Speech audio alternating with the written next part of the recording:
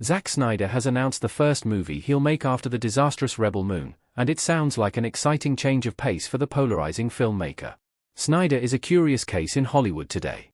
In addition to spearheading franchises for other studios, Snyder has created franchises of his own. He has a fervent fan base, but his films tend to divide critics. He can command as much creative control and budgetary leeway over an original IP as Christopher Nolan or Quentin Tarantino, but he's nowhere near as revered as his fellow blockbuster auteurs.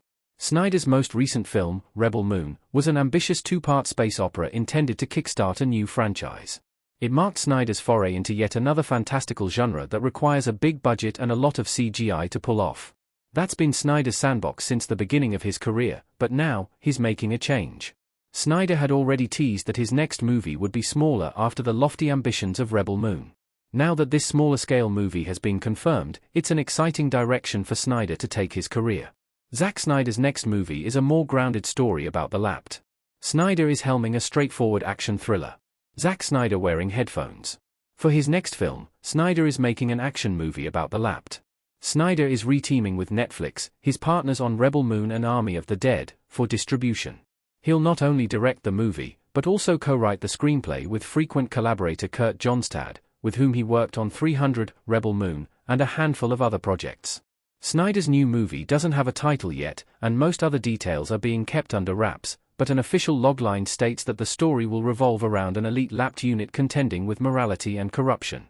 Why a smaller-scale movie is the right project for Snyder after Rebel Moon? Rebel Moon suffered from its own ambitions. Snyder's critically panned last movie, Rebel Moon, collapsed under the weight of its own ambition. It was an attempt to jumpstart a new sprawling sci-fi universe like Star Wars or Dune, but it failed because it was entirely derivative of those existing franchises.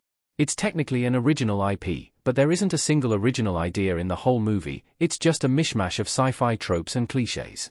It seemed like Snyder had hit a wall in his long-standing tradition of blockbuster filmmaking. He'd run out of exciting new things to do in the big-budget genre space. His upcoming pivot to a totally different style of filmmaking is just what he needs. Switching to a smaller-scale story could be the perfect palate cleanser after Rebel Moon. Snyder found himself in a rut with Rebel Moon. He's been peddling the same basic brand, essentially an edgelord playing with action figures, for over 2 decades now. A grittier, more grounded movie about real people in the real world could be the project to finally get Snyder out of that rut and mature him as a filmmaker.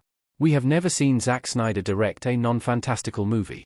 Snyder has never made a realistic movie set in the present day. Snyder's Lapt movie will mark a career first. He's never made a non-fantastical movie. They all either take place in the future, in space, or in a world of magical realism. Dawn of the Dead, Snyder's first movie, and still his best, according to Rotten Tomatoes, is about a zombie apocalypse, and his films only got more fantastical and far-fetched from there. 300 is an absurdly fictionalized retelling of the Battle of Thermopylae featuring supernatural elements, and Watchmen is a hard-R superhero movie set in an alternate timeline where America won the Vietnam War. Legend of the Guardians, The Owls of Ga'Hoole is about talking owls. Sucker Punch is about a group of young women in a mental institution escaping to a series of fantasy worlds. Man of Steel is, of course, about an orphaned alien who comes to Earth, dons a red cape, and uses his laundry list of superhuman abilities to fight crime. Batman v Superman, Dawn of Justice and Justice League see the red-caped alien teaming up with other superheroes to battle gods, monsters, and other aliens. Since the downfall of Snyder's DC Extended Universe, he's been working on original stories, but they still haven't been grounded in reality. Army of the Dead is a heist movie set in Vegas, but the crew pulls off the heist amidst hordes of zombies including intelligent zombies, zombie ringleaders, and robot zombies. Rebel Moon takes place in a galaxy far, far away, borrowing elements from Dune, Star Wars, Warhammer, and Heavy Metal magazine. This new Lapt action thriller will be the first grounded, non-fantastical movie of Zack Snyder's entire career.